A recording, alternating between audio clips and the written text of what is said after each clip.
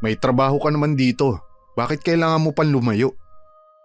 Kung ito lang ang paraan para gumanda ang buhay natin, handa akong magsakripisyo. Siguradong hahanapin ka lagi ng anak natin. Kaya nga umutang ako ng cellphone para sa anak natin. Lagi ko siyang tatawagan para hindi niya ako mamiss masyado. Bakit kasi mas gusto mo pa sa alabang mamasukan? Kasambahay lang din naman ang magiging trabaho mo. Malaki kasi ang alok na sahod ng mag-asawang magiging amo ko. Ako ang naisip na irekomenda ng mga pinsan ko dahil alam niyang kakayanan ko. Hindi na daw siya mapapahiya sa akin. Baka naman ganun din ang magiging sahod mo dun. Hindi tatagal doon ang pinsan ko kung maliit lang ang sahod niya.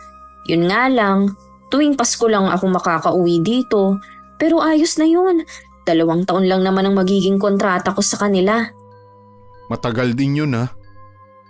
Mabilis lang yun no. Para din naman to sa anak natin.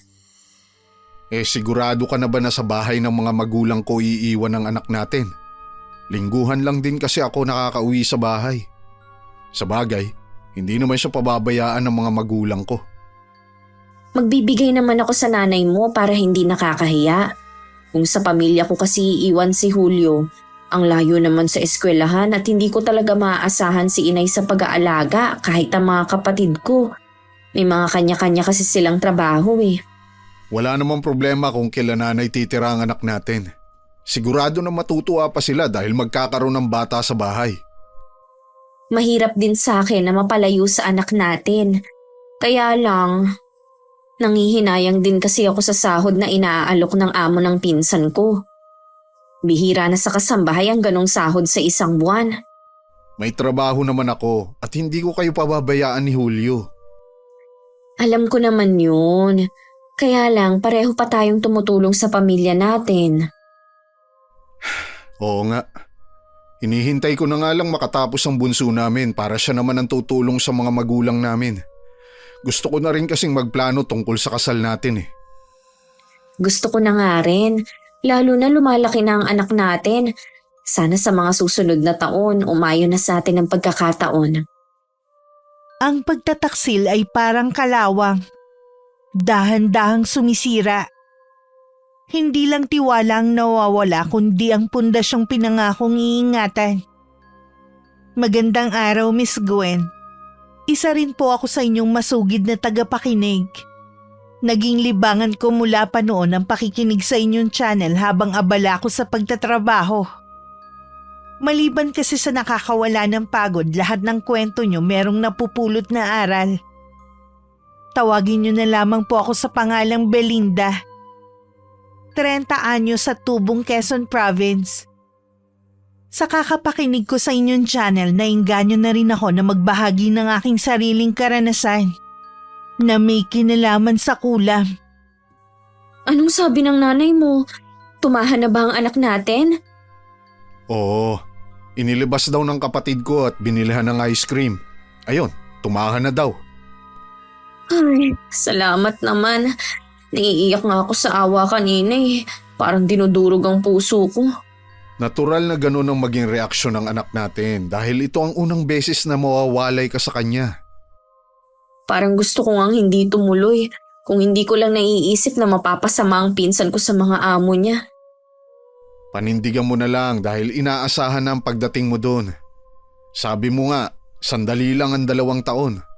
Pagkatapos mo sana nun, huwag ka na ulit pumirma ng kontrata. Yun naman ang usapan namin ng pinsan ko eh. Gusto ko lang talagang makaipon. Baka nagugutom ka. Kumain ka na muna habang wala pa ang bus na sasakyan mo. Sa biyahe na lang siguro. Bibili na lang ako ng pagkain. Wala pa kasi akong gana eh. Ikaw ang bahala. Basta kapag nandun ka na, huwag mong kakalimutan na tumawag o mag-chat sa amin ng anak mo. Inad na rin pala kita sa GC ng pamilya namin.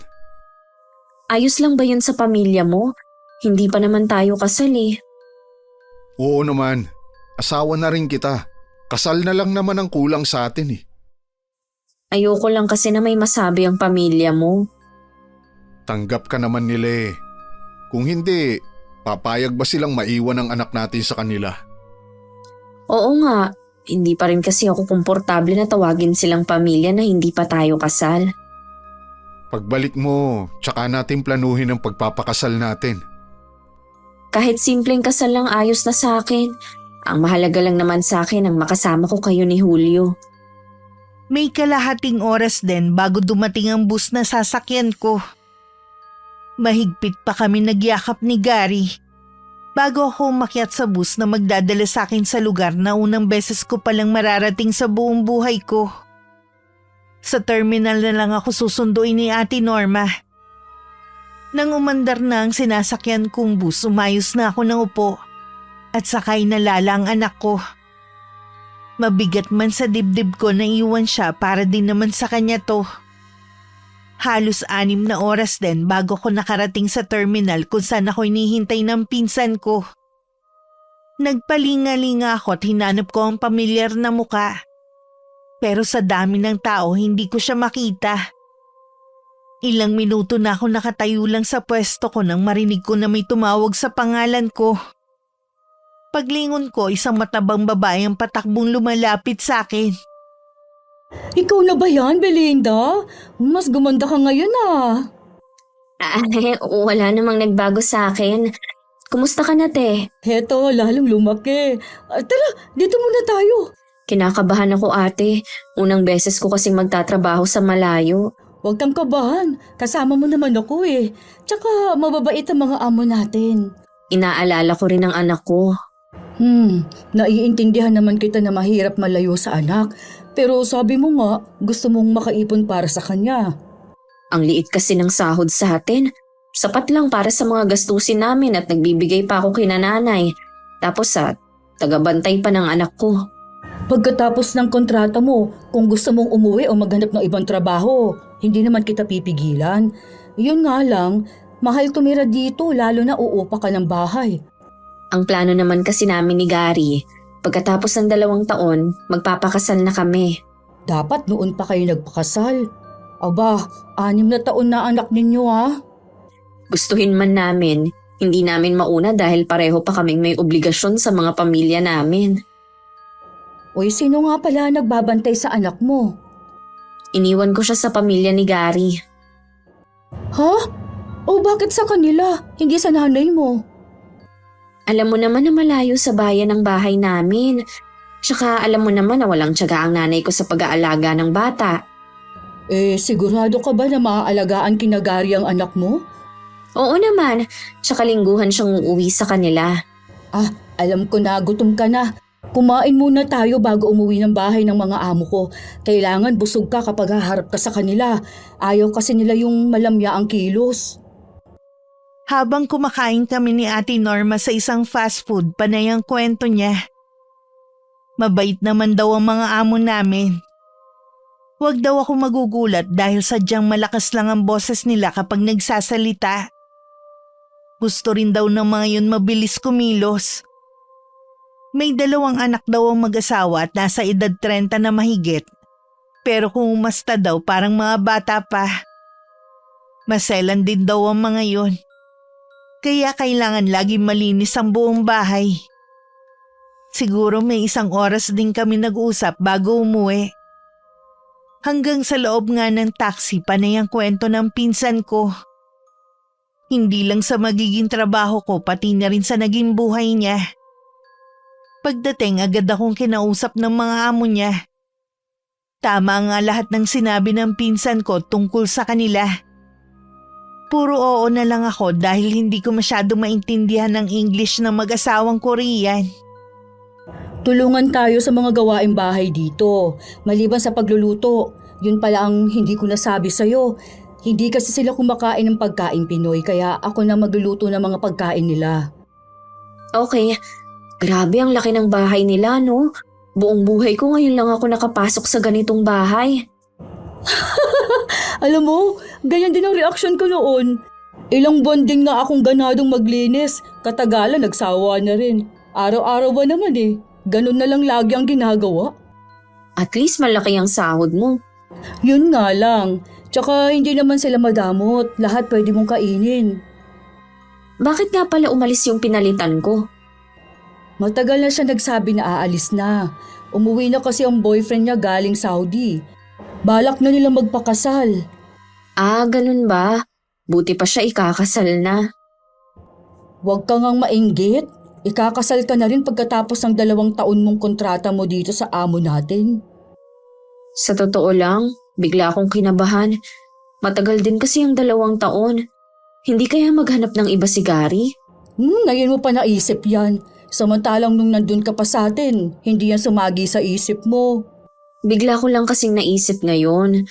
Pero may tiwala naman ako kay Gary eh. Uy, yun naman pala eh. Ikaw naman ang nakakakilala sa kinakasama mo. Dapat kasi, kahit sa West lang nagpakasal na kayo noon. Para sana may pangahawakan ka.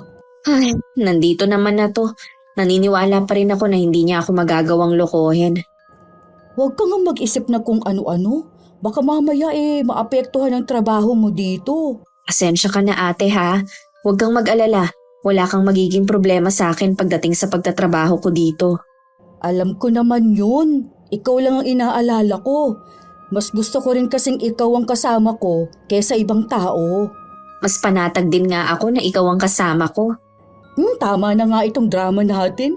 Baka kung saan pa mapunta. Tara, samahan na muna kita sa kwarto natin. Baka bukas na ng umaga ang dating ng mga amo natin eh. Saan nga pala sila nagpunta? Kapag ganitong araw, nagkakasino mga yun sa Tagaytay. E di tayo lang pala sa bahay na to. Ganun na nga. Solo lang natin ang buong bahay. Ang magkapatid naman sa 1 buwan pa uuwi dito galing Korea. Sinamantala na rin ni Ate Norma na wala ang mga amo namin kaya inilibot niya ako sa buong bahay. Para makabisado ko na rin. Tinuruan din niya ako kung ano mga gagamitin na panlinis sa sahig, sa salamin at mga gamit sa loob ng bahay. Nakakalito pero sa tingin ko naman makakabisado ko rin. Magtatanong na lang ako kapag hindi ko alam. Sa gabi lang kami nagkakausap ng anak ko at ni Gary. Dahil hindi pa naman marunong mag-type ng mga salita ang anak ko, nagvo-voice message lagi siya kapag meron siyang gustong sabihin sa akin. Naiiyak na lang ako kapag nagkakausap kami online ng mag-ama ko. Ang hirap pala kapag malayo sa pamilya. Hindi mo dapat pinapakita sa anak natin na umiiyak ka. Maaapektuhan din ang bata eh. Pasensya na, hindi ko mapigilan eh. Naiintindihan naman kita eh. Kaya lang, ikaw naman ang may gusto na dyan magtrabaho. Nangihinayang din kasi ako sa malaking sahod. Malaki nga ang sahod. Pero wala namang day off. At tuwing Pasko ka lang makakauwi dito sa atin. Daig mo pang nag-abroad. Susulitin na lang natin ang mga araw kapag nakauwi ako dyan. Hindi ka ba hirap sa trabaho dyan? Para kasing pumapayat ka eh. Hindi naman, naninibago lang siguro at lagi nga akong puyat sa kakaisip sa inyo ng anak natin. Ayos lang kami dito ni Julio. Huwag kang mag-isip at baka magkasakit ka pa niyan. Siya nga pala, sa 1 linggo uwian na ako sa bahay. Naisip ko kasi na malayo ka na nga sa anak natin. Pati ba naman ako madalang pa niyang makakasama. Mabuti naman mag-uuwian ka na sa bahay ninyo. Kaya huwag ka na masyadong mag-alala dyan, ha? Oo, hindi na. Sabi nga pala ni nanay, mabait at malambing daw pala ang anak natin. Hindi daw sila hirap alagaan. Mabuti't hindi maligalig sa kanila si Julio. Sa akin kasi ang kulit eh. Ganun talaga ang mga bata kapag iba ang kasama. Hindi pa pala kita nakakamusta sa trabaho mo. Puro na lang ako ang pinag-uusapan natin. Ayos lang naman. Yun nga lang, wala pa rin ako naiipon. Graduating na kasi si Bunso. Laging humihingi ng pera na pang requirements daw. Kaya sapat lang talaga ang kita ko ngayon. Paano kaya tayo makakaipon nito? Konting tiis na lang at kagraduate ng kapatid mo. May makakatulong ka na rin sa gastusin nyo dyan. Pasensya ka na ha. Problema patuloy ang naikwento ko sa'yo. Wala yun. Mas gusto ko nga na nagsasabi ka ng problema sa akin kahit magkalayo tayo. Ayoko lang kasi na pati ako isipin mo. Basta mag-iingat ka dyan ha. O paano? Tsaka na lang ulit tayo mag-usap. Ayoko na napupuyat ka. Napapanatag naman ang kalooban ko kapag nagkakausap kami ni Gary. Nawala na rin ang pagdududa sa akin na baka maghanap siya ng iba habang wala ako. Nadala lang kasi ako ng mga nababasa ko sa Facebook. Na kapag nagkakalayo ang mag-asawa, maglolo ko talaga ang isa. 1 buwan na ako sa mga amo ko pero hindi pa ako nakakalabas ng bahay. Hanggang gate lang ako kapag nagtatabas ng damo. Si Ate Norma lang kasi ang sinasama kapag pumupunta ng palengke at mag-grocery. Kararating lang ni na Sir at Mama. Aalis na naman sila? Tumawag kasi yung mag-asawang kaibigan nila na Korean din. Niyayaya sila na maglaro ng golf. Anong laro yun? Naku, hindi ko alam. Huwag mo na lang akong tanungin dahil wala akong alam sa laro ng mga mapipera eh. Parati na lang natin solo ang bahay, no? Kahit lagi tayong naiiwan dito, hindi pwede natatamad-tamad tayo. Huwag natin sirain ang tiwala nila. Lalo ka na, lagi kang pinupurin Ma'am Choi. Ang sipag mo daw kumpara sa pinalitan mo. Sabi ko naman sa'yo, hindi kita ipapahiya, ate. Yun nga lang sabi niya, ang payat mo daw. Tinatanong nga niya kung kumakain ka daw ba. Ganito na talaga kasi ang katawan ko. Hindi naman kasi ako tabain. Alam mo kasi, ang amo nating babae, medyo selosa. Iwasan mo na lang na mapadikit kay sir o maiwan kayo sa isang lugar na kayo lang. Naku, wala akong balak na akitin si Sir kung yan ang iniisip mo. Alam ko naman na wala. Sinabi ko lang ito para hindi ka pagselosa ni ma'am. Sabi ko nga may anak ka at asawa sa probinsya natin eh. Kaya bang taba mo ngayon kumpara dati dahil sinadya mong magpataba para hindi ka pagselosan? Ganun na nga. Pero hindi ko naman akalain na tataba ako ng ganito. Ang sarap din kasi na kumain eh. Lalo na kapag walang nagbabawal. Maiba ako.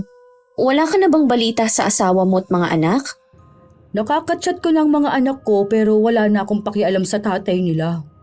Matindi talaga ang galit mo sa kanya, ha? Hindi ko siya mapapatawad kahit kailan. Tama lang sa kanya na magdusa habang buhay. Di ba nandun siya sa kabit niya? Ang huling balita ko, isinoli na siya ng kabit niya sa nanay dahil nagkasakit. Ang bilis talaga ng karma sa kanya. At least may kontak ka na ulit sa mga anak mo. Sila mismong humanap sa akin. Sa kanila lang ako nagpapadala. Wala ka na bang balak mag-asawa? Di ba may asawa na ako? Ipinagpalit pa nga ako sa ibang babae. Ang ibig kong sabihin, yung maghanap ng bagong kakasamahin. 10 taon na rin naman kayong hiwalay eh. Meron pa naman kung afa mamahanap ko. Gusto ko kasi yung hahango sa akin sa kahirapan. Wala namang masama kung yun ang hahanapin mo. Sisiguraduhin mo lang na matino talaga. Siyempre naman, pero sa totoo lang, hindi naman ako naghahanap. Kung talagang kaloob sa akin, mangyayari naman talaga yun. Kahit noon pa, masayahin na talaga si Ate Norma. Lagi niyang dinadaan sa tawa ang problema niya. Pero alam kong nasasaktan din siya sa pinagdaanan niya noon. Nakita ko kasi ang naging paghihirap niya sa dating asawa. Kapitbahay lang kasi namin sila noon. Habang naghahanap buhay siya, abala naman ng asawa sa paglalaseng at pambababae. Nung sumama yun sa kabit, dinala pa ang 3 anak nila. Mabuti na lang matino si Gary. Hindi ako nag-aalala na mangyayari din sa akin ang nangyari kay Ate Norma. Matuloy na lumipas ang mga buwan. Namalayan ko na lang na 1 taon na ako sa pinapasukan ko. Umuwi ako nun sa bahay ni Gary. Siya din ang sumundo sa akin sa terminal. Pagdating ko sa kanila, sabik na niyakap ko ang anak ko at pinupog ng halik. Pagkatapos tsaka ako inabot ang mga pasalubong ko sa kanilang lahat. Salamat sa pasalubong, Iha. Nag-abala ka pa talaga. Wala po yun, Tay. Maliit na bagay lang naman po yan kumpara sa pag-aalaga ninyo sa anak ko. Ang laki na nga nang naitutulong mo sa amin eh. Ikaw na halos ang gumagastos dito sa bahay. Ay, hayaan mo na siya, Berto. Bukal naman sa loob niya ang ginagawa eh. Hindi ba, Iha? Oo naman po. Para ko na rin kayong pamilya. Naku, Iha. Huwag mo sanang mamasamain ang sasabihin ko ha. Hanggat hindi pa kayo kasal ni Gary, kahit pa sabihin na may anak kayo, hindi ka pa kabilang sa pamilya namin. Mahirap kasi yung aasa ka eh. Doon na rin naman po kami papunta ni Gary. Plano na po namin na magpakasal. Yun naman pala eh. Dapat nga noon pa kayo nagpakasal ng anak ko. Di hintay na lang natin kung kailan ang kasal nyo. Maganda sana tong mga damit na bigay mo, kaya lang halatang sa tabi-tabi mo lang binili. Pasensya na po yan lang kasi ang kaya ng budget ko eh. Ayos lang iha. Mabuti pa magpahinga ka na muna. Alam kong pagod ka sa biyahe eh. Sige po, pupuntahan ko lang si Julio. Gusto ko po kasing sulitin ang mga araw habang nandito ako.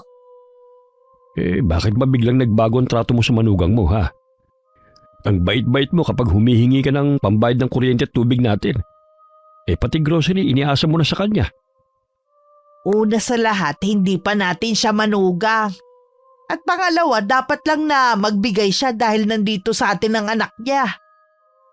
Huwag mo sanang kakalimutan na apo natin si Julio. Huwag mo sana siyang gamitin sa plano mo. Huwag ka na nga lang makialam. Alam ko ang ginagawa ko at kung ano ang makakabuti para sa lahat. Hindi ko alam kung ako lang ba ang nakakapansin na iba ang trato sa akin ng nanay ni Gary. Para kasing ayaw niya akong nasa bahay nila samantalang ilang araw lang naman ako doon. Gusto ko lang talagang makasama ang mag-ama ko. Minsan nagpaparinig siya na hindi pa dapat nagsasama sa iisang bubong hanggat hindi pa kasal. Hindi ko alam kung matatawa ba ako o maiinis. Dahil may anak na kami ni Gary para sabihin niya yon. Minsan pareho kaming nasa kusina. Hindi na ako nakatiis kaya sinabi ko na kay Gary ang napapansin ko sa nanay niya. Kinausap naman niya yun pero hindi ako kaharap. Ano bang sinumbong sa'yo ng babaeng yon ha? Napapansin ko naman na iba ang trato mo sa kanya eh. Bakit kasi dito mo pa siya pinauwi? Hindi tuloy makapunta rito si Ira. Hindi naman po magtatagal dito si Belinda. Nakikiusap naman po ako sa inyo na tratuhin niyo siya na maayos. Oo na. Pero yung sinasabi niya na plano na ninyong magpakasal, baka naman mapasubo ka sa kanya. Matagal pa naman po yun eh. Basta anak, huwag mo na ulit pakakawalan si Ira. Nay, gusto ko lang linawin sa inyo na magkaibigan na lang kami ni Ira. Alam ko na mahal ka pa rin niya hanggang ngayon eh. Kaya nga hindi pa rin siya nag-aasawa. Mahal ko po ang mag-ina ko. Mag-isip ka nga. Mas mapapabuti ka kay Ira kaysa kay Belinda na habang buhay na lang nakasambahay. Marami na pong hirap na pinagdaanan si Belinda. Hindi ko siya magagawa saktan. Ganun talaga ang buhay. Meron dapat magsasakripisyo para sa ikabubuti ng lahat. Kaya lang naman gusto niyo si Ira dahil galing siya sa Hong Kong at tingin niyong lahat marami siyang pera.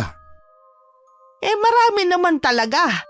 Kita mo nga nakapagpagawa ng sariling bahay. Ikaw naman kasi hindi ka pa nakapaghintay nun. Naghanap ka na agad ng iba at inadakan mo pa talaga. Tama na nga, Nay. Baka mamaya marinig tayo ni Belinda. Matagal din niyang pinagsilosan si Ira nun. Hindi siya dapat magselos dahil si Ira naman ang nauna sa kanya sa buhay mo. Parang lumalabas pa nga na inagaw ka lang niya dahil hindi pa naman kayo hiwalay ng nobya mo noon nang dumating siya. Hindi yan totoo. Wala na talaga kami ni Ira noon. Hindi yun ang sinabi sa akin ni Ira. Inagaw ka lang daw ni Belinda. Nabuhay nga siya ng loob nang sabihin ko na hindi pa naman kayo kasal eh. Pupuntahan ko na lang po ang mag-ina ko. Kinakausap pa kita, Gary. Huwag ka munang umalis. Ang kulit nyo naman kasi. Hindi kayo tumulad kay Itay na hindi nakikialam. Paano wala nang silbi ang tatay mo? Kaya tama lang na hindi siya makialam sa isyu ng pamilya natin. Tsaka na lang po tayo mag-usap. Sige, wag mo akong pakinggan. Kaya nagkaletse-letse ang buhay mo eh. Nang mga sumunod na araw, biglang bumait ang pakikitungo sa akin ng nanay ni Gary. Bala ko na nga sanang bumalik na lang sa tinutuluyan namin kaysa nandun ako sa kanila. Nakakailang din naman kasing kumilos lalo na kapag malamig ang pakikitungo sa'yo ng isang tao. Siguro napaliwanagan na rin ni Gary kaya bigla siyang bumait. Habang lumilipas sa mga araw, pabigat naman ang pabigat ang nararamdaman ko.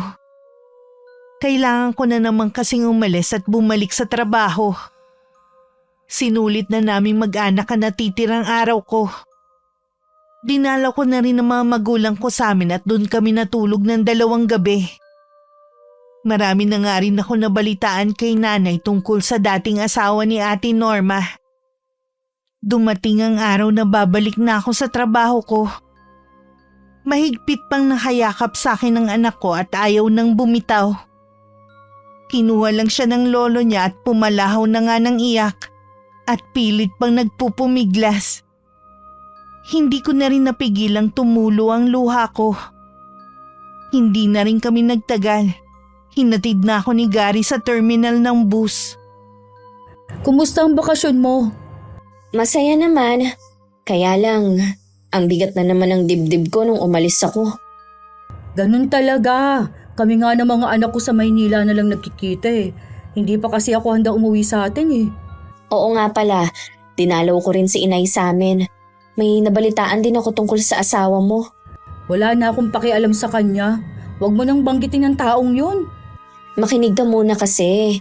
Sabi ni inay, baka daw hindi na rin magtagal ang buhay niya dahil kinulam pala ang asawa mo. Ah, ganun ba? Ang sabi kasi ng mga anak ko sa akin eh, may sakit lang ang tatay nila. Hindi siguro alam ng mga anak niyo na may kumulam sa tatay nila. Ang mga anak ko kasi mas pinili sa nanay ko tumira nung maghiwalay nga ang tatay nila at kabit nito.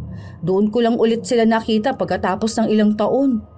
Sino kaya ang gumawa nun sa asawa mo? Hindi ko alam at wala akong pakialam. Talagang matigas na ang puso mo sa kanya, ha? Sa dami ng hirap na dinanas ko sa kanya, nagawa pa niya akong pagtaksilan. Hindi mo rin ako masisisi. Mabait ka pa nga kung tutuusin dahil mas pinili mo na lumayo na lang. Kung sa akin siguro nangyari, baka maisipan ko rin na ipakulam si Gary. Buo pa rin ang tiwala ko kay Gary at sa pamilya niya nang umalis ako sa kanila. Wala akong kaalam-alam na malapit na palang masira ang iniingatan kong pamilya dahil sa ginagawa ng biyanan ko. Pati anak ko pasimple na niyang inilalayo ang loob sa akin dahil sa mga regalo na ibinibigay ng ex ni Gary. Pagdating nga ni Gary ng gabing yon, agad na ipinakita sa kanya ng anak namin ang mga bagong laruan. Ngumiti at ginulo pa niya ang buhok ng anak namin bago sinabihan na ituloy na ang paglalaro sa kwarto. Nakita mo na ba ang mga bagong laruan ng anak mo, ha? Opo, Nay. Yun nga agad ang bungad sa akin eh. Saan galing ang mga yun? Galing dito kanina si Ira. Nagdala ng mga pagkain at laruan nga ng anak mo. Gusto nga niyang ipasyal at pakainin sa labas ang bata eh. Pero sabi ko, hindi niya pwedeng isama ang bata na walang permiso mo. Sana po sabihan niyo na hindi maganda ang pumupunta siya dito sa atin. Eh wala namang masama ah. Dati naman siya pumupunta rito. Dati po yun nung kami pa. Ngayon, pamilyado na akong tao. Tsaka tigilan na niya ang pagbibigay ng regalo sa anak ko. Tingnan mo yan, imbis na magpasalamat ka kay Ira, galit ka pa. Pasalamat ka nga nakakaranas bigyan ng mga laruan ng anak mo eh. Kung aasa lang siya kay Belinda, hindi niya mararanasan yon. Ayoko rin po na masanay ang anak namin sa luho. Gusto ko makontento siya sa kung ano lang ang kaya naming ibigay ng nanay niya. Eh di ikaw magsabi kay Ira na tigilan na ang pagbibigay kay Julio ng mga laruan. Kayo na lang ang magsabi dahil kayo naman ang nakakausap niya. Ay nako, ayoko mapahiya sa kanya. Kaya ikaw na lang ang magsabi. Baka mamaya bawiin pa niya ang mga binigay sa atin eh. Sana, Nay, maisip nyo na hindi sa lahat ng oras mahalaga ang pera o material na bagay. Huwag kayong mabulag sa ibinibigay ni Ira sa inyo. Hindi naman natin yun hiningi eh. Kusa niyang ibinigay. Bawal tanggihan ng grasya, ano ka ba? May ibang motibo kasi si Ira, kaya niya yung ginagawa. Alam ko naman na mahal mo pa si Ira eh. Bigyan niyo ng pagkakataon ng relasyon niyo noon. Paano naman ang mag-ina ko? Basta ko na lang ba silang tatalikuran? Eh syempre kukunin mo ang anak mo. Hayaan mo na si Belinda sa buhay niya. Pasensya na, Nay. Mahal ko po ang mag-ina ko at hindi ko sila kayang ipagpalit. Sabi mo lang yan dahil naaawa ka kay Belinda. Naniniwala akong magbabago din ang isip mo. Ilang beses din kinausap ng tatay ni Gary ang asawa na tumigil na sa pakikialam. Pero sinigawan lang siya at sinabing manahimik. Kung hindi sana biglang sumulpot si Ira, gusto na rin ako na magiging biyanan ko sana. Tinanggap na nilang ako ang mapapangasawa ni Gary. Pero dumating nga ang dating nobya nito. Napagtanto niya na ito pa rin ang gusto niya para sa anak. Araw-araw na sa kanila si Ira. Katunayan wala akong kamalay-malay na malapit na ang anak ko sa babae. Lagi na niya tong hinahanap kesa sa akin. Bakit ba tuwing nagve-video call ako sa inyo, tulog na si Julio? Pagod kasi sa eskwelahan at sa paglalaro kaya maaga nakakatulog. Naipapasyal mo ba ang anak natin? Oo naman. Sana nga kasama ka namin sa pamamasyal. Ilang buwan na lang naman matatapos na ang kontrata ko sa mga amo ko. May naipon ka na ba? Meron naman kahit papaano. Pasensya ka na. Wala akong naiipon eh. Ayos lang, naiintindihan naman kita eh. Okay lang naman kung gusto mo pang magtagal dyan sa amo mo. Sabi mo nga, malaki ang sahod at bihira na sa amo ang ganyan. Ayoko na rin. Sobrang nangungulila na rin ako sa inyo eh. Di sige. Ikaw ang bahala. Wala namang problema kung uuwi ka na lang dito sa atin. Yun nga lang, magtatrabaho ka pa rin. Di ba 2 buwan na lang naman magtatapos na ang kapatid mo? Oo nga. Kaya lang, hindi naman agad yun makakapaghanap ng trabaho. Bibilangin din ng ilang buwan o di kaya taon. Ipanalangin na lang natin na sana makahanap agad ng trabaho ang kapatid mo. Oo nga.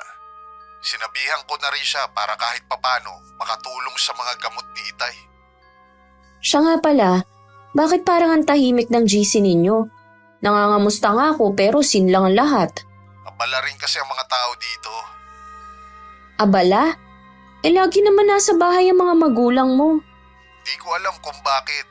Kasi nasa trabaho naman ako eh. Maliit lang naman na bagay yan. Hindi maliit na bagay ang mga musta ko sa pamilya mo, tapos walang sumasagot.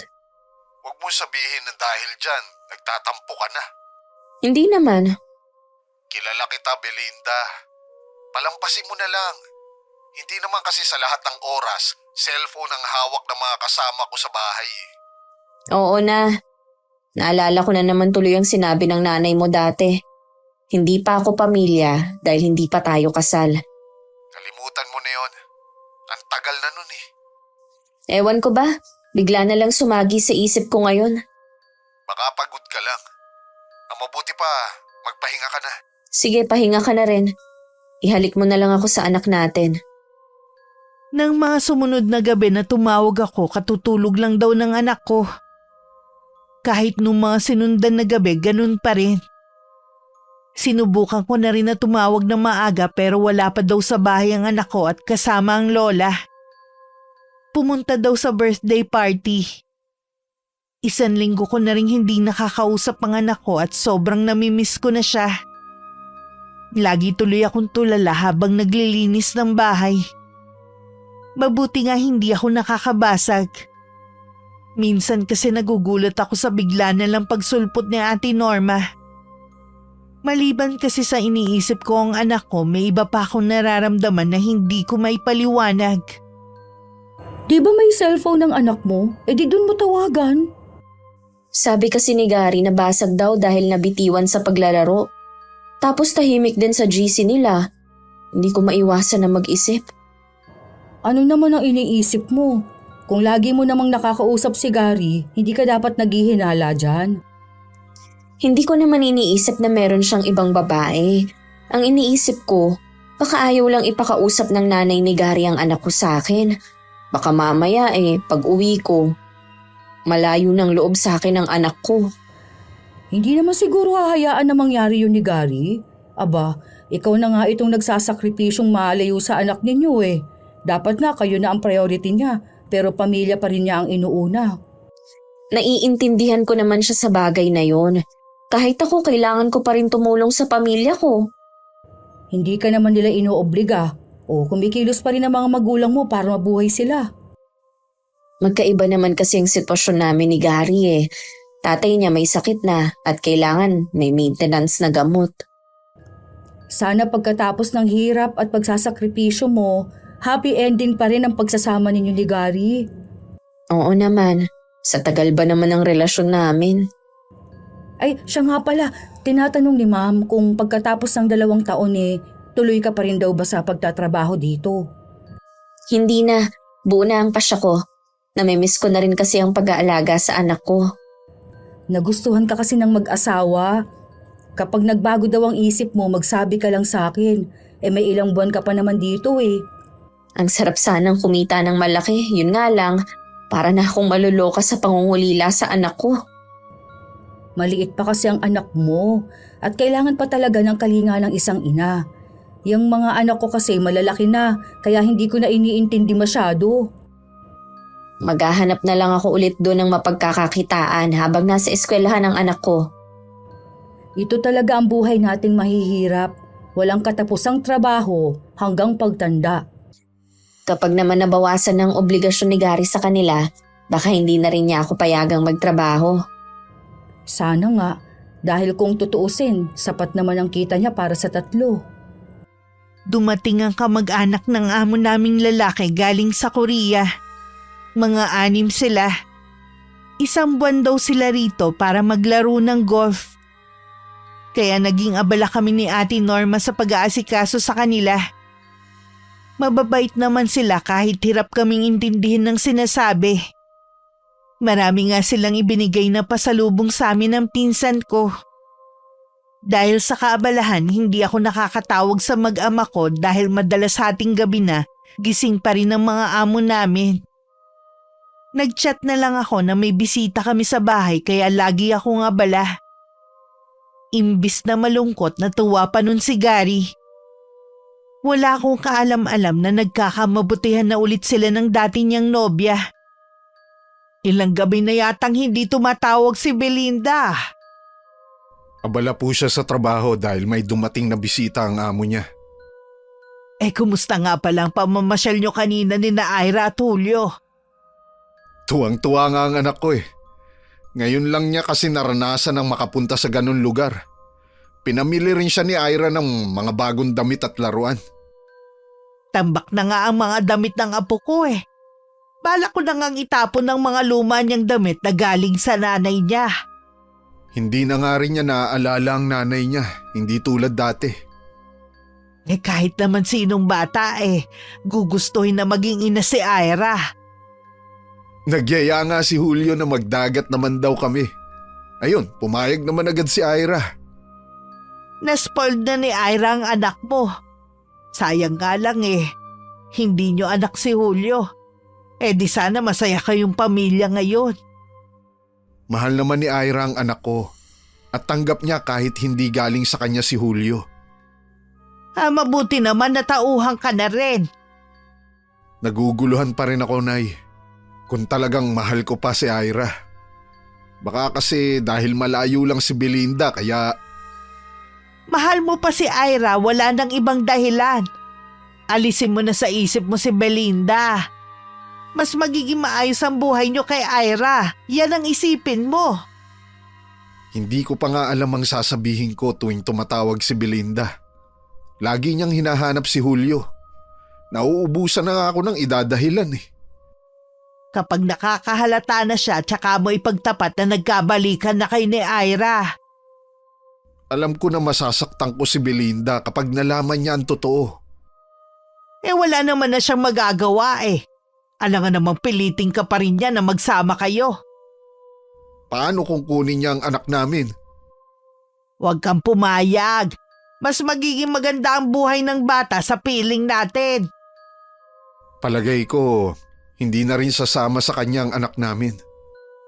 Linggo ng tanghali, tumawag ako kay Gary pero hindi niya sinasagot. Hindi rin siya naka-online ng mga oras na yon. Nag-chat na lang ako na tumatawag ako. Ilang oras din ako naghintay pero mukhang abala siya. At hindi niya napapansin ang mga tawag at chat ko sa kanya. Naisip ko na lang na tawagan ng nanay niya. Mabilis naman siyang sumagot at hinanap ko agad ang mag-ama ko.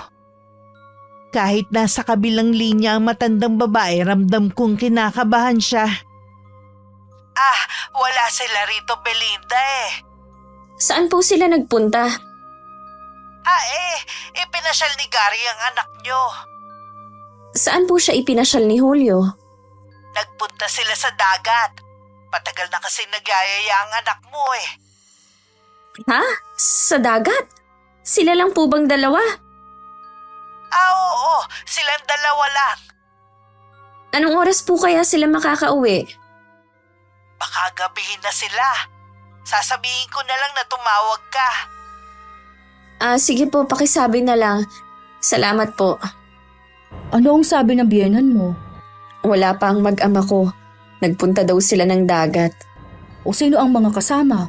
Silang dalawa lang daw. Ha?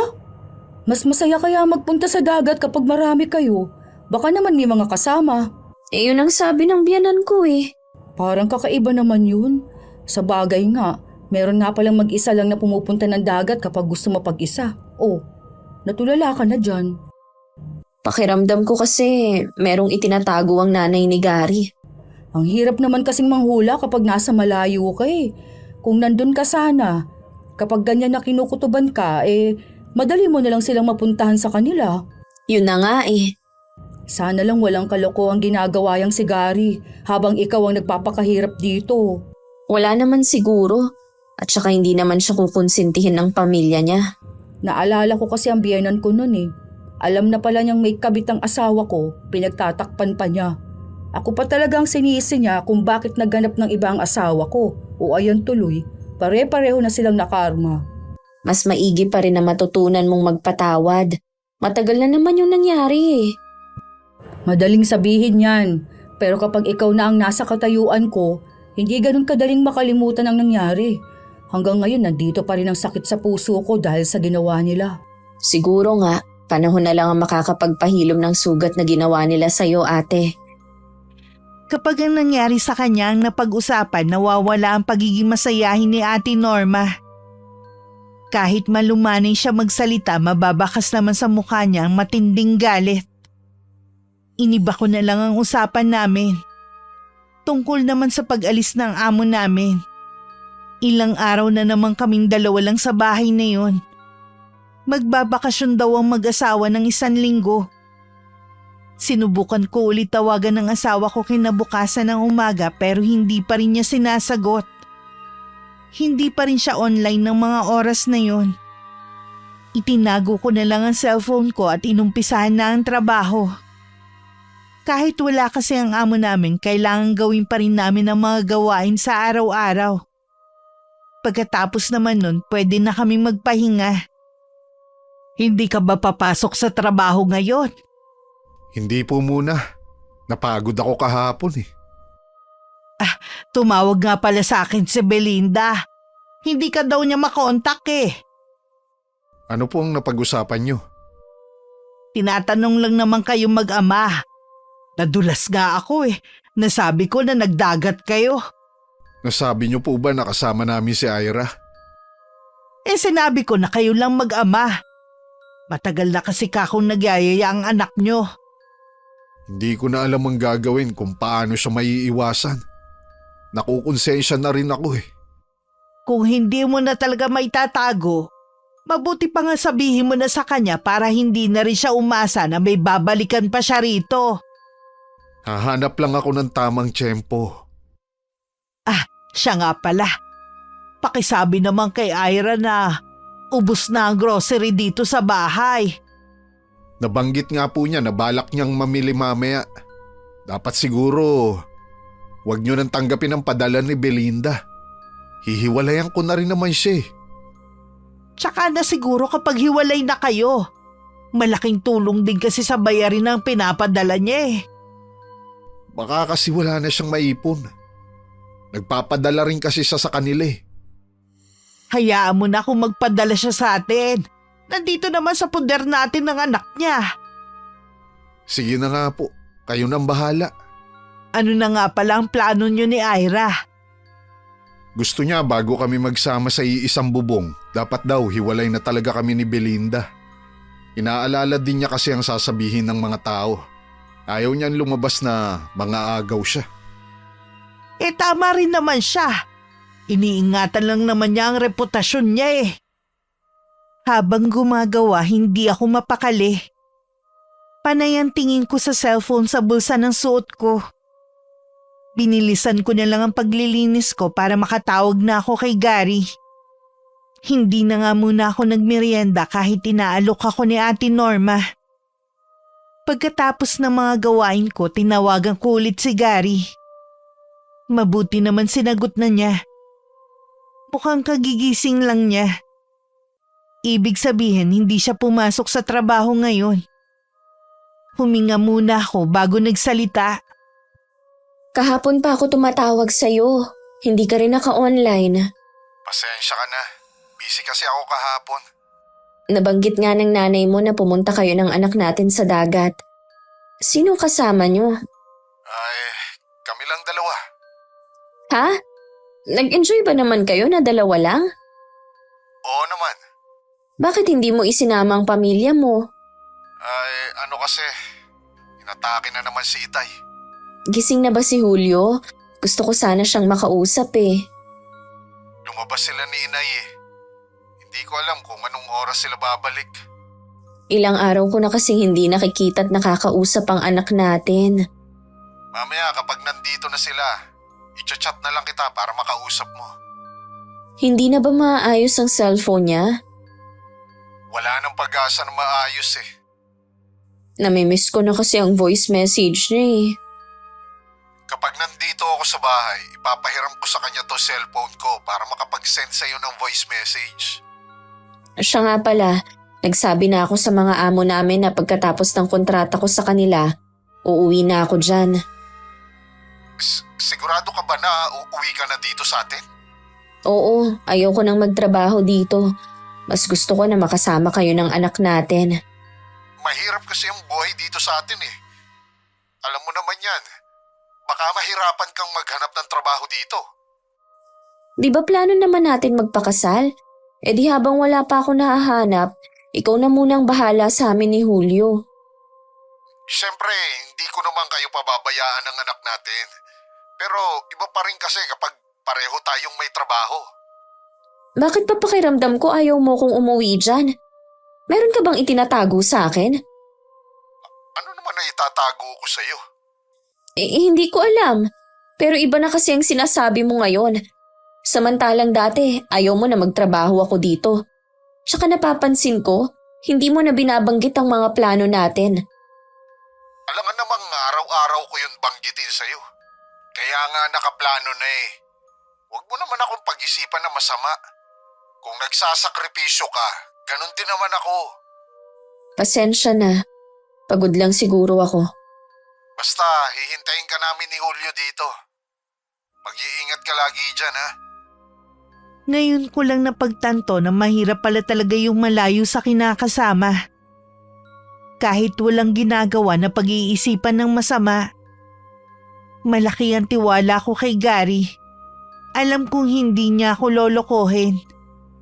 Inalis ko na lang ang mga pagdududa ko sa isipan. Hindi naman kasi yun makakatulong. Hindi na rin ako nag-aalala kapag hindi niya sinasagot ang tawag ko. Araw-araw naman kasi kami magka-chat ni Gary at may mga voice message pa ang anak namin. Yun na nga lang ang lagi kong pinakikinggan bago matulog. Nakakawala naman talaga ng pagod na marinig ang boses ng anak ko.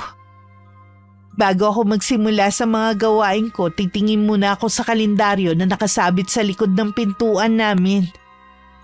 Hindi ko maiwasang bilangin ang bawat araw na dumadaan. Excited na talaga akong makauwi sa amin. Kaya lang kabaliktaran ng nararamdaman ko ang nangyayari kay Gary. 3 buwan na lang uuwi na dito si Belinda. Mabilis lang ang mga araw. Kailangan mo na siyang kausapin. Wala akong lakas ng loob na sabihin sa kanya eh. Alangan namang hihintay mo pa na makauwi siya rito bago ka magtapat. Kapag sinabi ko sa kanya, sigurado na uuwi yun agad dito sa atin. Isipin mo naman si Ira. Ang tagal na naghihintay nung tao sa'yo. May isa pa nga pong problema. Ano naman? Buntis po si Ira. Hindi naman problema yun eh, kundi biyaya. Gusto na po niyang magpakasal kami sa lalong madaling panahon. Dapat lang naman dahil magkakaanak na kayo. Kaya kung ako sa'yo, tatawagan ko na ngayon si Belinda para makipaghiwalay. Opo, tatawagan ko na po siya. Huwag ka kasing patalo sa konsensya mo. Kailangan mo maging praktikal din. Tsaka kayo naman talaga ang magkarelasyon ni Ira bago pa dumating sa buhay mo si Belinda. Kaya nga po si Ira ang pinili ko eh. Naisip ko rin po na kung sakaling kunin ni Belinda ang anak namin, ibibigay ko na lang po. Bakit naman? Walang kinabukasan ng apo ko sa nanay niya. Magkakaanak na po kami ni Ira. Baka biglang magbago ang pakikitungo niya sa anak ko. Hindi naman siguro. Nakita mo naman kung gaano kaalaga siya sa anak mo. Iyon na po ang desisyon ko. Ibibigay ko si Julio sa nanay niya. Kasalukuyan kami nagpapahinga ni Ate Norma ng mga sandaling yun. Tamang kwentuhan lang sa likod bahay. Nahinto ang tawanan namin nang biglang tumunog ang cellphone ko. Agad kong tiningnan ang messenger ko. Sa GC namin may voice message ang anak ko. Nakangiti pa ako habang pinakikinggan. Pero unti-unti rin nawala ang ngiti sa labi ko. Inulit-ulit ko pa yun, baka kasi nagkamali lang ako ng dinig. Pero yun talaga ang sinabi ng anak ko.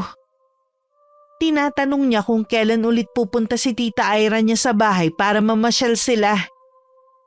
Mukhang na wrong send ang anak ko. Iisang Ira lang kasi ang kilala ko. Yun ang dating girlfriend ni Gary na nag-abroad para sa ambisyon niya. Hindi ko na napigilang mapaiyak ng mga sandaling yun. Anong nangyari? Dumating na pala ang ex ni Gary at mukhang kilala pa siya ni Julio. Narinig mo naman ang voice message ng anak ko. Ang kapal naman ng mukha ni Gary at maging ang pamilya niya. Malamang matagal ka na nilang niloloko. Pagkatapos ng mga ginawa ko sa kanila, ito pa ang igaganti nila sa akin. Buwan-buwan silang tumatanggap ng pera sa akin. Kaya pala biglang nagbago si Gary. Huwag ka munang gagawa ng hakbang o magagalit agad sa kanila. Kausapin mo muna si Gary. Magkakailalang yun sigurado. Kapag ipinagkaila niya, puntahan mo siya sa kanila. Ako ang bahala magsabi sa amo natin. Papayag naman sila kapag sinabi kong emergency ang dahilan kung bakit ka kailangan umuwi eh. Parang hindi ko kayang kumprontahin sila ng harapan. Paano kung nagsasama na pala sila? Pati anak ko nalaso na ang utak. May nag-react ba sa GC nyo? Wala. Puro sila sin. Siguro taranta na ang mga yun. Tinatanong ko nga kung sinong Ira ang tinutukoy ng anak ko. Hindi sila sumasagot. Hindi talaga sila sasagot. Lalo lang silang mabubuko. Alam ko na tama ako ng kutob. Napakasinungaling ni Gary. Sabi niya sira ang cellphone ng anak ko at imposible nang maayos. Natatakot lang siya na anak mo ang magbubuko sa kanya sa mga kalokohan niya. Ginamit pa talaga ang anak ninyo. Hindi na nahiya. Pati yung Ira na yun, kapal din ang muka.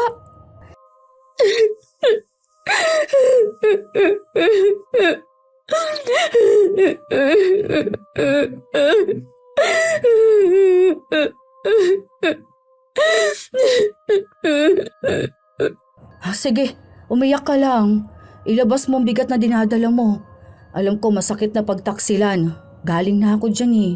Pero kailangan mo magpakatatag alang-alang sa anak mo. Hindi na ako nakapagsalita sa sobrang sama ng loob. Umiyak na lang ako ng umiyak kasabay ng mga alaala naming tatlo na magkakasama noon. Nakakaramdam din ako ng takot na baka tuluyan nang mawala ang mag-ama ko sa akin.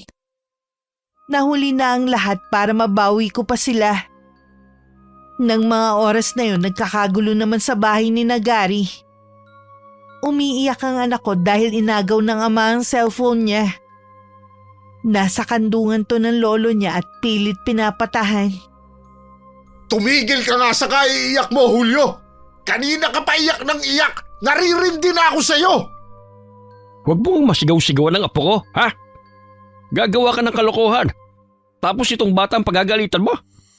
Dahil nga po sa kanya, kaya na-booking na kami ni Belinda. Buti nga't alam na ng kinakasama mo eh.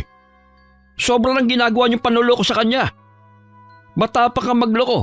Dapat matapang ka rin harapin ang problema mo ngayon. Ang mabuti pa, Berto, lumabas muna kayo. Igala mo muna sa labas ang apo natin. Mabuti pa nga. Baka kung ano pang magawa ko sa anak mong yan. Sa labas muna tayo, apo. Ano ba ang problema ng itay? Lagi na lang siyang galit sa akin. Hayaan mo na lang ang tatay mo. Alam mo namang may iniindang sakit yun kaya laging mainit ang ulo. Ano na ang gagawin ko, Nay? Alam na ni Belinda. Ano pa ba ang gagawin mo? Di ipagtapat mo na sa kanya ang totoo. Sigurado tatawag yun. Bakit naman kasi na wrong send pa ang anak mo sa GC pa ng pamilya natin? Sinabi ko pa naman kay Belinda na sira na ang cellphone na binili niya. Oh, may tumatawag sa cellphone mo. Baka si Belinda na yan. Siya na nga po. Hello, Belinda. Hayop ka! Kailan mo pa ako niloloko, ha? Kailan pa kayo nagkabalikan ni Ira? Hayaan mo ako magpaliwanag. Sagutin mong tanong kung hudas ka. Nagkabalikan na ba kayo ni Ira? Oo, may ilang buwan na ang nakakalipas. Niloko mo lang ako. Ang sama ninyong lahat. Nagtataksil ka na nga. Tinatanggap pa rin ng nanay mo mga padala ko. Nasaan ang konsensya nyo, ha? Para din naman sa bata ang ipinapadala mo eh. Anong para lang sa bata, ha? Sobra-sobrang ipinapadala ko sa inyo. Mula nang magtrabaho ako dito, ako nang sumasagot sa kuryente at tubig nyo. Ultimo nga grocery nyo, ako pa rin ang sumasagot. Ang ginagastosan mo lang ang kapatid mong nag-aaral. Hindi mo kailangang isumbat ang mga pinadala mo. Huwag ka mag-alala. Babayaran namin lahat ng mga nagastos mo sa pamilya ko. Ang yabang mo naman. Kanino ka naman kukuha ng perang ipambabayad mo, ha? Kay Ira ba? Wala ka nang pakialam kung saan ko kukunin ang ipambabayad ko. Basta tumahimik ka na lang. Kapal na mukha mo para patahimikin ako. Hindi ko kayo titigilan ng babae mo. Kukunin ko na rin ang anak ko sa inyo. Baka mahawa pa sa pamilya nyo na mukhang pera. Hindi kami mga mukhang pera. Tumigil ka ng pagsasalita ng hindi maganda sa pamilya ko. Hindi ba kaya ka nakipagbalikan kay Ira? Dahil galing siyang abroad at maraming pera. Kaya ako nakipagbalikan kay Ira dahil napag-isip-isip ko na siya pala ang mahal ko at hindi ikaw. Kaya tigilan mo na ako. Pabayaan mo na kami. Pagkatapos ng lahat ng ginawa ko, ito pa ba ang igaganti mo? Minahal kita. Inunawa ang mga kakulangan mo. Tapos babalikan mo lang palang babaeng nang iwan sa'yo noon dahil sa pangarap niya. Patawarin mo ako. Maniwala ka. Hindi ko gustong masaktan ka. Kaya lang, kailangan ko mamili sa inyo ni Ira. At siya ang pinili ko. Hindi ko kayo mapapatawad ng babaeng yun. Tandaan mo, sisingilin ko kayo sa sakit ng kalooban na ibinigay ninyo sa akin. Hindi kayo magiging masaya habang nagsasama. Matinding pagpipigil lang ang ginawa ko para hindi maibato ang hawak kong cellphone. Alam kong talo na ako kahit lumaban pa ako. Mas matimbang pa rin kay Gary ang ex niya kaysa sa akin na binigyan siya ng anak. Uuwi ako para bawiin na lang si Julio. Hindi ako papayag na pati ang nag-iisang yaman sa buhay ko kunin nila. Kahit nanlalabo ang mga mata ko, tumayo na ako para ayusin ang gamit ko. Kasalukuyan ako nag-iimpake nang pumasok si Ate Norma. Ang sabi ni Ma'am Choi, kahit daw magtagal ka doon, walang problema. Awang-awa nga sila sa'yo. Hindi ko nga alam kung makakabalik pa ako dito eh. Ikaw ang bahala. Alam ko naman na hindi ganun kadali ang pinagdadaanan mo eh. Hindi ko na kailangan ipaglaban si Gary. Pinili na niya si Ira kaysa sa akin. Ang gusto ko na lang makuha ang anak ko sa kanila. Belinda, meron sana akong ipagtatapat sa'yo. Ano yun, te? Ako ang kumulam sa dati kong asawa. Ano? Ikaw ang nagbigay ng sakit sa kanya? Oo, at hindi ako nagsisisi sa ginawa ko. Kaya kung gusto mong ipakulam din si Gary at ang babaeng yun, sabihin mo lang sa akin. Ako nang bahalang parusahan sila. Hindi ba kasalanan sa Diyos ang pangungulam? Kung gagamitin para malakit ng inosenteng tao, doon lang nagiging masama ang kulam. Wala ka naman kasing habol kahit kasuhan mo sila eh. Hindi naman kayo kasal. Pwede silang gumawa ng kwento para ikaw ang mapasama. Ang kulam para sa ating mga inaapi na walang laban. Hindi ko alam, ate, kung kaya ko bang saktan si Gary. Hindi naman kita minamadali eh. Pag-isipan mo mabuti. Sabihan mo lang ako kung handa ka na. Gusto ko munang unahin ang pagbawi sa anak ko. Baka nga pati si Julio eh, hindi nila ibigay sa akin pero hindi ako papahayag. Humingi ka ng tulong sa tiyuhin nating kagawad. Mabait naman si Tio Oscar eh. Baka nga hindi nila ibigay ang anak mo. Oo ate, hihingi ako sa kanya ng tulong. Mag-iingat ka sa biyahe mo bukas ha.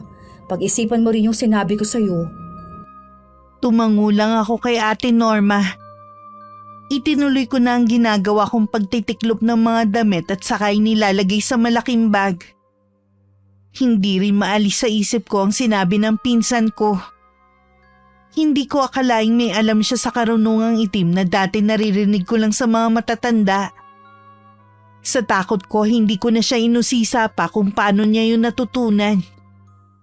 Sumagi din sa isip ko ang huli kong sinabi kay Gary na maniningil ako sa kanila ni Ira.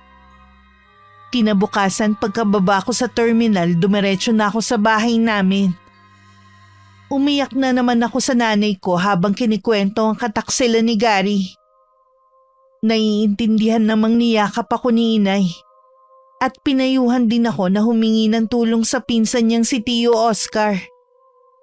Makaraan lang ang ilang sandali kasama ko na ang tiyuhin ko at ilang tao sa barangay. Wala sa bahay si Gary. Ang mga magulang lang niya ang humarap sa akin. Nagsama ka pa talaga ha?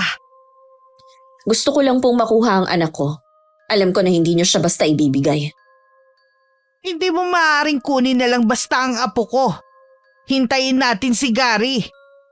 Bakit pa po natin hihintayin ang taksil ninyong anak? Baka nasa kandungan pa siya ni Ira, baka maistorbo lang natin sila. Hindi mo makukuha ang apo ko kahit anong gawin mo. Ako ang ina ng bata. Mas higit akong may karapatan sa kanya. Huwag niyo nang hintaying ipangalandakan ko pa ang ginawa ng anak niyo at ng pamilya ninyo. Kung paano niyo ako ginatasan habang nagpapakasarap ang anak niyo sa ibang babae at ako naman ang naghihirap na malayo sa anak para magtrabaho. Huwag mo sanang kalilimutan na ikaw ang may gusto na iwan dito ang anak mo. Kaya wala kang karapatan na ipamukha sa amin yon. Akala ko kasi tanggap niyo ako kahit kasambahay lang ang trabaho ko. Kaya siguro bigla kayong nag-iba ng pakitungo nun sa akin dahil bumalik na si Ira. Kahit anong mangyari, hindi ko ibibigay ang apo ko. Sa ayaw at sa gusto ninyo, kukunin ko ang anak ko. Hindi ako papayag. Mas magiging maganda ang buhay ng apo ko sa piling ng tatay niya. Kesa sa'yo na kasambahay lang ang trabaho. Ibigay na natin kay Belinda ang anak niya at hayaan sila ni Gary na mag-usap. Patawarin mo sana kami, Iha. Lalo na ako na hindi ko napigilan ang ginagawa ni Gary. Wala po akong galit sa inyo. Noon pa man, kahit bago pa lang kami ni Gary, mabait na kayo sa akin. Nagpapasalamat po ako sa inyo dahil itinuring niyo ako na parang tunay na anak. Kahit makuha mo ang apo namin, siguradong babawiin din sa'yo ni Gary. Hindi mo naman kayang bigyan ng magandang buhay ang anak mo eh. Sino ka para husgahan ako bilang ina? Kaya ko nga kayong buhayin lahat eh. Anak ko pa kaya na nag-iisa lang? Naging maramdamin ang pagkuha ko sa anak ko. Ayaw kasi siyang bitiwan ng Lola Josie niya. Umiiyak din ang anak ko na ayaw bumitiw sa lola. Binobola ko pa siya para lang lumapit sa akin pero nagmamatigas ang anak ko. Eh bakit kasi pinipilit mo ang bata? Ayaw nga niyang sumama sa'yo. Paano kasi nilason niyo ang utak niya? Alam niya kasi na mas mapapabuti siya dito sa amin kesa sa'yo. Julio, hindi mo na ba mahal si nanay? Di ba sabi mo kahit walang bagong laruan, okay lang sa'yo basta magkasama tayo lagi? Nandito na ako. Hindi na tayo maghihiwalay. Sa huli sa akin pa rin sumama ang anak ko. Patakbo siyang lumapit sa akin at yumakap. Walang nagawa ang lola niya kundi ibigay ang mga gamit nito. Inuwi ko na muna ang anak ko sa bahay ng nanay ko. 2 oras pa lang ang nakakalipas nang dumating naman si Gary. Galit na hinarap siya ng nanay ko at pilit pinapaalis. Nang lumabas ako ng bahay, naabutan ko pang hahampasin siya ng walis tingting ni inay. Ako na po ang bahala sa kanya, Nay. Ayoko ng gulo, Belinda. Ibalik mo na lang si Julio sa amin. Kayo ang nag-umpisa ng gulo tapos kung umasta ka ngayon, para bang ikaw pa ang biktima? Tanggapin mo na lang na tapos na tayo. Kami naman talaga ang magkasintahan ni Ira bago ka pa dumating sa buhay ko. Ginawa mo lang pala akong panakip butas. Ngayon na nandito na si Ira, para akong basura na itatapon mo na lang. Pati ang anak ko gusto mo pang kunin. Kapal na mga mukha nyo. Hindi nyo makukuha sa akin ang anak ko. Magkakamatayan muna tayo. Kung mahal mo ang anak natin, iisipin mo ang kapakanan niya. Mas mabibigyan namin siya ng magandang buhay ni Ira. Huwag mo nga mabanggit-banggit ang pangalan ng babaeng yun sa pamamahay namin. Paano ka makakapagtrabaho ngayon kung nasa iyo na ang anak natin? Gamitin mo nga yung utak mo. Problema ko na yun kung paano. Basta hindi mo makukuha ang anak ko. Dahil sa katigasan ng ulo, ipinapakita mo lang na hindi mo mahal ang anak natin. Sarili mo lang ang iniisip mo. Ayoko na mapunta sa iyo ang anak ko dahil baka pati siya madamay sa karma na parating sa inyo. Anong ibig mo sabihin? Sa palagay mo kaya mananahimik na lang ako basta pagkatapos sa mga ginawa ninyo, ha? Sa tingin mo iiyak na lang ako sa isang tabi habang kayo nagsasaya? Hindi, Gary. Ipaparamdam ko rin sa inyong ginawa niyo sa akin. Ano naman ang kaya mong gawin? Hirap ka nga makahanap ng matinong trabaho eh. Hindi mo pa nga ako kilala kaya nasasabi mo yan. Hintayin mo na lang ang araw ninyo. Para ka ng baliw. Kung ano-ano na kasi ang sinasabi mo eh. Ang mabuti pa, ilabas mo na ang anak natin at isasama ko na siya. Subukan mong humakbang mula dyan sa kinatatayuan mo. Hindi lang walis ang sasalubong sa'yo kundi itak. Sa inaasal mong yan, hindi ako papayag na manatili pa sa'yo si Julio. Baka kung ano pang magawa mo. Babalik ako dito at hindi mo ako mapipigil na kunin sa'yo ang anak natin. Masamang tingin pa ang iniwan sa akin ni Gary. Punong-puno yun ng pagbabanta, hindi tulad dati na punong-puno ng pagmamahal. Naisip ko tuloy na sa loob ng ilang taon naming pagsasama kung minahal ba niya ako. Para kasing ang dali lang para sa kanya na itapon yun. Kung tutuusin, mas matagal pa ang pinagsamahan namin kesa sa kanila ni Ira. Kinuha ko ang cellphone ko. Desidido na ako na gawin ang plano ko. Kung ito lang ang paraan para hindi matuloy ang pagkuha nila kay Julio. Pagdating ni Gary sa kanila, sinalubong agad siya ng nanay niya. Tinatanong kung ano ang nangyari sa pagpunta niya sa amin. Hinahanap rin niya ang apo rito. Naiiling na lang sa isang tabi ang kanyang ama habang nakamasid lang sa kanilang mag-ina.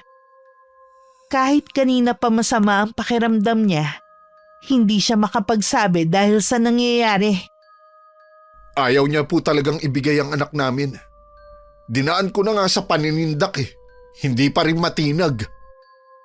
Napamahal na sa amin ng bata. Hindi niya maaring basta na lang kunin. Pinagbigyan ko lang kayo. Wala na akong magagawa kung ayaw niya talaga. Sinabi ko pa nga na babalik ako para kunin. Baka sakaling magbago ang isip at ihatid na lang ang anak namin dito. Sanang pinantakot mo, pulis. Mahina ka rin eh. Hindi ko po naisip eh. Sigurado naman akong hindi niya maaalagaan ng anak mo. Baka kapag bumalik siya sa trabaho iwan niya sa nanay ang bata. Ganoon na nga po ang mangyayari. Nag-aalala din po ako. Pero siya kasi ang mas may higit na karapatan sa bata eh. Basta kunin mo ang apo ko sa babaeng yon. Oo na po. Palalamigin ko lang ang sitwasyon. Kakausapin ko ulit si Belinda. Alam na ba ni Ira ang nangyari? Opo. May kumakalat na ngang balita dito sa atin eh. Tawag daw sa kanya ng mga kakilala, ahas. Stress nga po siya ngayon eh. Bakit hindi mo muna pauwiin dito si Ira? Ako na muna ang titingin sa kanya. Yun na nga po ang plano ko. Ang iuwi siya dito sa atin. Huwag na lang niyang pansinin ang naririnig niya. Lilipas din naman ang mga usapan ng mga tao. Oo nga po. Oh, bakit balisa ka dyan? Meron ka pa bang hindi sinasabi?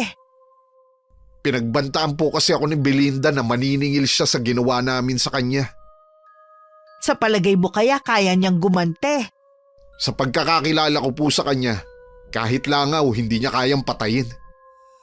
Gusto lang niya tayong takutin. Kitang-kita ko sa mata niya ang matinding galit sa akin. Kung nakakamatay lang ang titig niya kanina, malamang humandusay na ako. Baka hindi na ako nakauwi ngayon dito sa bahay. Huwag mo na siyang intindihin. Hayaan mo siyang mabaliw sa kabiguan. Huwag naman kayong magsalita ng ganyan. Siya pa rin ang nanay ng anak ko. Nang sumunod na araw, dumating si Ate Norma sa bahay. Pinayagan naman daw siya ng amo namin dahil ako ang dinahilan niya. Kahit ang bigat pa rin ng dibdib ko, nakangiti na rin ako dahil nasa tabi ko na ang pinsan ko. Sa dating kubo ng lola namin, sinamahan ko siya para dun isagawa ang orasyon. Kanina pa ako kinakabahan. Dahil yun ang unang beses na makakakita ko ng isang ritual ng pangungulam. Kanina pa rin tahimik si Ate Norma. Noon ko lang din siya nakitang seryoso at hindi man lang kumukurap. Maya't maya rin ang tingin niya sa labas ng bintana. Hintayin lang natin na dumilim bago ko isagawa ang orasyon. Ate, saan mo naman natutunan ang pangungulam na yan? May lahi bang mangkukulam ang pamilya natin? Walang lahi na mangkukulam ang pamilya natin. Natutunan kong paggamit ng karunungang itim sa isang matandang babae na nakilala ko noon. Bago siya namatay, ibinigay niya sa akin ang libreta niya na naglalaman ng iba't ibang uri ng nakakasindak na sumpa. Ilang beses mo nang nagamit ang kaalaman mong yan? Maraming beses na. Marami akong natulungang mabigyan ng hustisya ang mga nangyari sa kanila. Kadalasan mga pinagtaksilan ng mga asawa nila. Kung ganun, hindi mo na pala matatalikuran ang ginagawa mo. Hindi na talaga. Ginusto ko na rin to eh. O ayan, madilim na.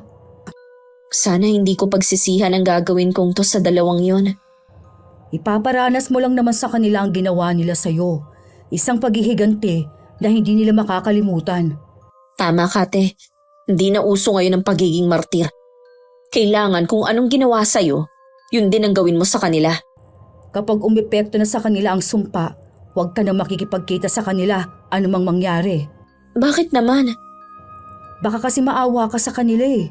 Mga ganong tao na masahol pa sa hayop ang ugali, hindi dapat kinakaawaan. Oo ate, basta habang buhay ng pagdurusa ang ipataw mo sa kanila. Uumpisahan ko na ha. Nang sindihan ni Ate Norma ang 3 kandila na nasa harapan niya, nagsimula na ring lumakas ang hangin. Nakakapagtaka lang na hindi man lang namamatay ang apoy nito. Habang hawak ang libreta, merong ibinubulong ang pinsan ko na hindi ko maunawaan ang kahulugan. Palagay ko yun ang wikang Latin na sinasabi ng mga matatanda na binibigkas ng mga mangkukulam. Para kahit may makarinig, hindi basta-basta magagaya ang dasal.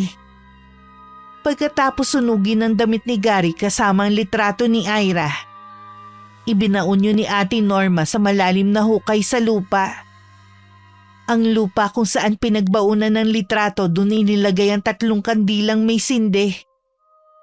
Ilang sandali ko ring tinitigan ng apoy. Parang nakikinikinita ko na ang mga mukha nilang naghihirap. Hindi na rin kami nagtagal pa sa lugar na yun. Umalis na rin kami. Paano kung mamatay ang mga kandila? Hindi pangkaraniwan ang kandilang ginamit ko. Kahit anong lakas ng hangin, hindi sila mamamatay kaya habang buhay din na pagdurusa ang dadanasan ni Gary at Ira. Maraming salamat sa tulong mo. Bukas, luluwas na ulit ako. Tawagan mo lang ako kung babalik ka pa sa trabaho para masabihan ko ang mga amo natin ha. Hindi ko pa alam kung makakabalik pa ako. Pero isa lang ang sigurado, kailangan kong magtrabaho. Alam ko, malalampasan mo rin ang pagsubok sa'yo. Mas matapang ka pa sa inaasahan ko. Ang anak ko ang dahilan kung bakit kailangan kong maging matapang. Hindi na rin bumalik si Gary gaya ng banta niya. Wala pa akong balita sa kung ano nangyayari sa kanila pero alam kong tumalab na sa kanila ang sumpa. Dahil ilang araw na rin ang nakakalipas. Ang nakarating sa aking balita ng araw na yun ang pagpanaw ng ama ni Gary. Nakaramdam din ako ng lungkot sa pagkawala niya. Ni minsan kasi hindi niya ako pinakitaan ng masama. Alam kong tanggap niya ako para sa anak. Hindi katulad ng asawa na puro lang kaplastikan ang ginawang pakikiharap sa akin. Gusto ko rin sana siyang ipakulam. Pero inisip ko na lang ang kabutihan ng asawa niya sa akin. Bakit ba sunod-sunod ang kamalasan sa pamilya natin? Una ang tatay niyo. Tapos nakunan si Ira. Ngayon naman may dumapong sakit sa inyo. Ano pa kaya ang susunod? Nay, gusto nang makipaghiwalay ni Ira sa akin. Ha? Bakit naman? Ako kasi ang sinisisi niya sa pagkawala ng anak namin. Tapos nauubos na raw ang pera niya sa pagpapagamot. Hindi pa rin gumagaling ang sakit namin sa balat. Ngayon ka pa niya iiwan? Kung kailan tinalikuran mo lahat para sa kanya? Huwag ka mo siya magmadali. Gagaling din kayo. Basta tuloy-tuloy lang ang inom niyo ng gamot. Itinigil ko na po ang pag-inom ng gamot. Lalo lang kasi lumalala eh. Si Ira kasi ayaw niyang tigilan. Pinapahiran din niya ng ointment kaya lalong lumala. Nagnanana kasi yun at nagkaroon pa ng parang mga pigsa. Ano nga kayang sakit niyo sa balat na yan? Bakit hindi matukoy ng doktor ang sakit niyo? Baka ito na ang ganti sa amin ni Belinda. Kapag hindi kami gumaling, habang buhay na kami magdurusa ni Ira. Ano na lang ang mangyayari sa amin? Paano ako makakapagtrabaho kung pinandidirihan ako ng mga tao? Kahit ako nandidiri sa sugat sa balat mo eh. At nangangamoy na rin yan. Kung alam nyo lang, halos maiyak na ako sa gabi kapag ginaatake na sobrang kati. Kung hindi kayo mapagaling ng doktor, hahanap ako ng albularyo. Baka yun ang kailangan nyo ni Ira. Kung ganun, wala namang kaming sakit ni Ira, kundi meron lang kumukulam sa amin. Malalaman natin yan kapag nasuri na kayo ng albularyo. Mula pa sa kabilang bayan na nakuhang albularyo ng nanay ni Gary. Isa yung matandang lalaki na mahusay manggamot sa lugar nila.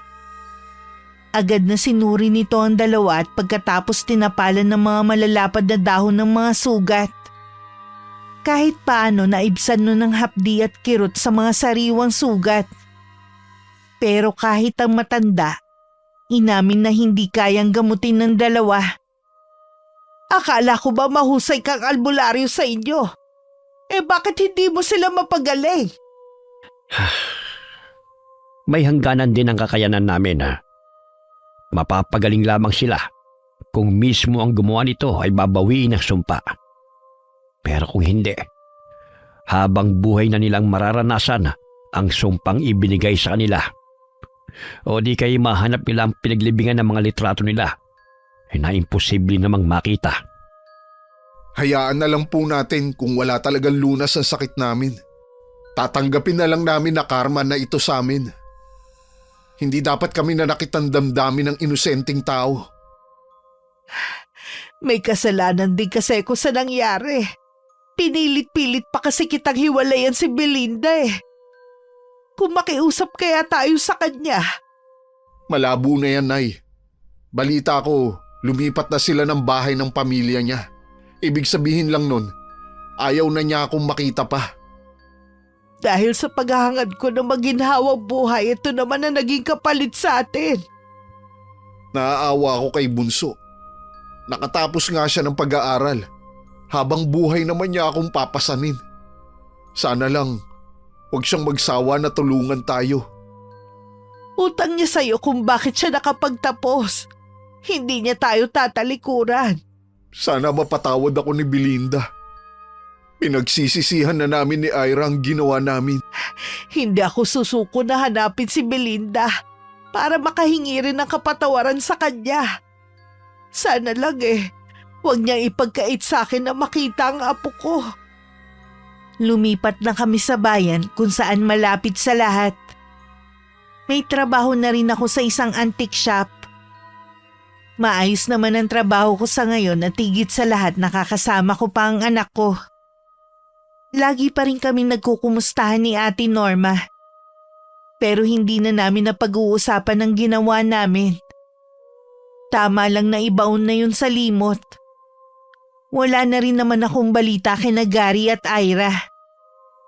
Isang araw hindi ko akalain na magkukrus muli ang landas namin ng nanay ni Gary. Parang tumanda ang itsura niya. Iiwas sana ako pero hinarangan niya ang daraanan ko. Kahit nagmamadali ako, pinagbigyan ko pa rin siya na kausapin ako. Maraming salamat at pumayag ka na kausapin ako. Nagmamadali po kasi ako, kaya sabihin niyo na ang kailangan niyo sa akin. Kumusta na ang apo ko? Maayos naman po siya, yun lang po ba? Belinda, patawarin mo sana ako. Kami ng anak ko at ni Ira. Nagdurusa na sila dahil sa ginawa nila sa'yo. Pasensya na po pero wala na akong pakialam sa kanila. Masaya na po ako sa buhay namin ngayon. Sa loob ng ilang taon, naging mabuti pa rin sa amin ang Panginoon. Yung sinasabi niyo na hindi ko kayang buhayin ang anak ko? Nagkakamali po kayo. Naitataguyod ko pong mag-isa ang anak ko na walang tulong sa inyo. Patawarin mo ko kung minaliit kita noon. Matagal ko nang pinagsisisihan ng lahat. Sana balang araw mapatawad mo kami. Hindi po ako madamot. Pero hayaan niyo na panahon na lang ang makakapagsabi kung kailan ko kayo mapapatawad. Sige po, maiwan ko na kayo. Siya nga kaya ang nagpakulam sa dalawa. Mas maaliwala sa mukha niya ngayon. Tama nga siya. Masaya na siya ngayon habang nagdurusa pa rin ang anak ko at si Ira. May natitira pa rin galit sa puso ko para sa nanay ni Gary. Pero tao lang ako na nasaktan nila at nagtanim ng sama ng loob. Sa mata ng Diyos, isang kasalanan ng gumante. Pero handa akong tanggapin ang kaparusahan ko dahil nagkasala ako. Ang paghihigante walang maidudulot na mabuti sa kapwa at sa sarili.